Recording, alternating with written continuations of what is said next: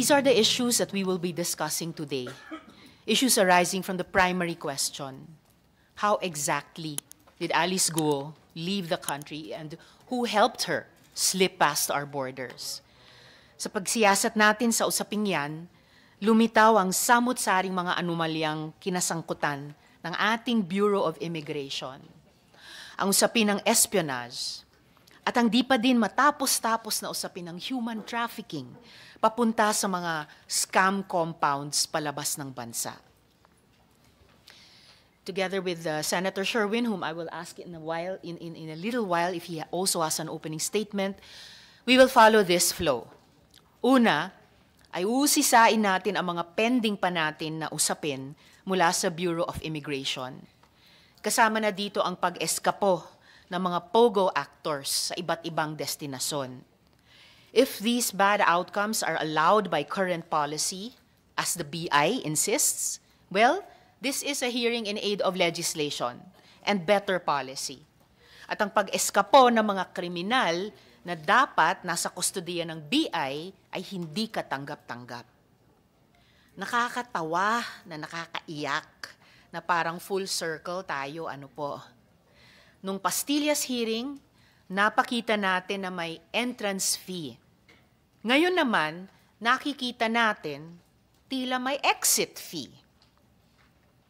Pangalawa, sisiyasatin natin na mas malalim ang usapin tungkol sa Chinese spies. And I'm keen to make of record a piece of information that my office has uncovered when looking deeper into the documents of the Chinese spies currently in the custody of our authorities. Pangatlo, gusto kong sagutin ng DFA and DMW ano na ang ginagawa natin para sa mga kababayan natin na andun pa rin sa mga scam compound sa ibang bansa. Ano ang timeline ng kanilang pagligtas? Panghuli, we will delve more deeply into the policy questions, kagaya ng, are deportations really the way forward? Paano kung may ebidensya ng paglabag ng mga batas dito?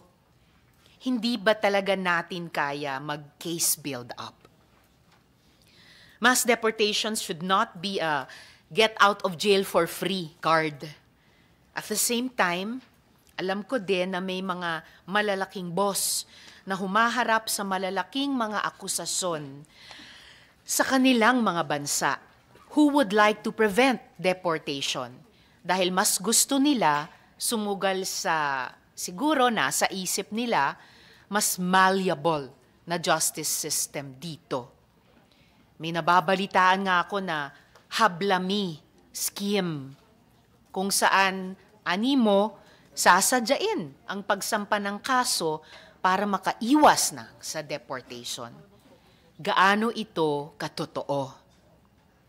Sa gitna ng lahat ng issue, gusto ko pong magsimula sa pagsiwalat ng aking natuklasan na talaga namang nakapanlulumo at tila sintomas ng malalim na problemang kinakaharap natin. As if hindi pa established ang koneksyon ng POGO at foreign malign influence, napatunayan ng aking opisina na si Li Duanwang, isang Chinese national na may malalim di umano na koneksyon sa CCP, nag-apply na maging Pilipino gamit ang Kongreso at pirma na lang ng presidente ang inaantay para makamit ito, ay lumalabas isa ring bulok na produkto ng POGO. Friends, iba pa ito sa pinakita namin dati, yung Powergate and Avia. This is information we obtained just a few days ago. Mukhang malalim din itong tinago ni Li Duanwang. Si Li Duanwang ay incorporator ng New Oriental Club 88 Corporation, kumpanya na tinuring na pinakamalaking POGO service provider, pero pinasara noong 2019 dahil sa paglabag sa batas.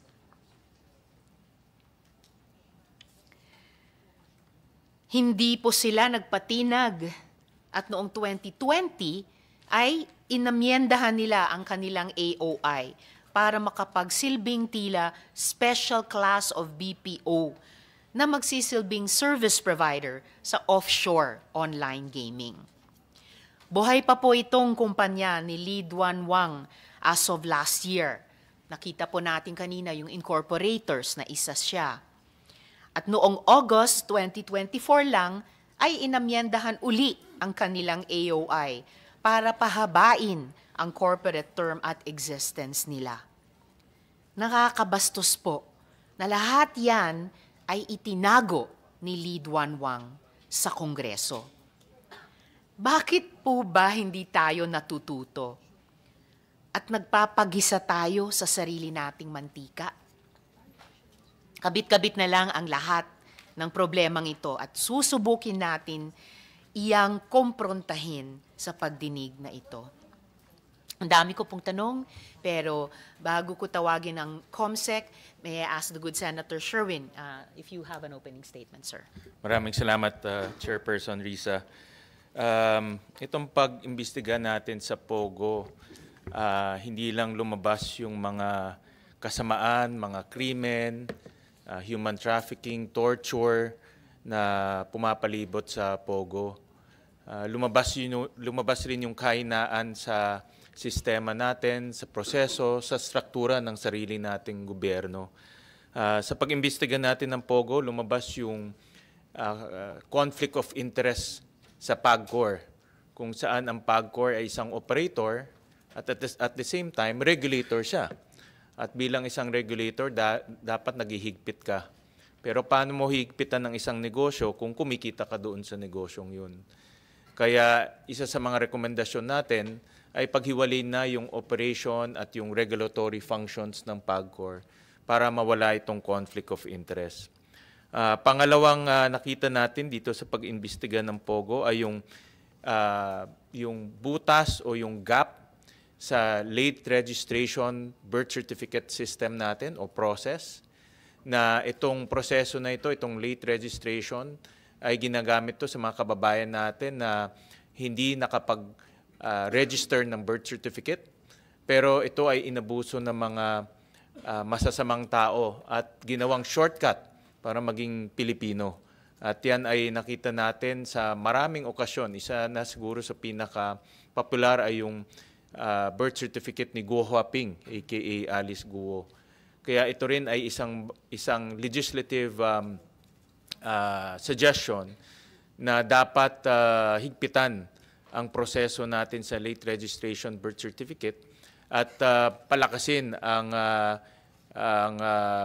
Philippine Statistical Authority sa pag-iimbestiga ng mga ganitong anomalya.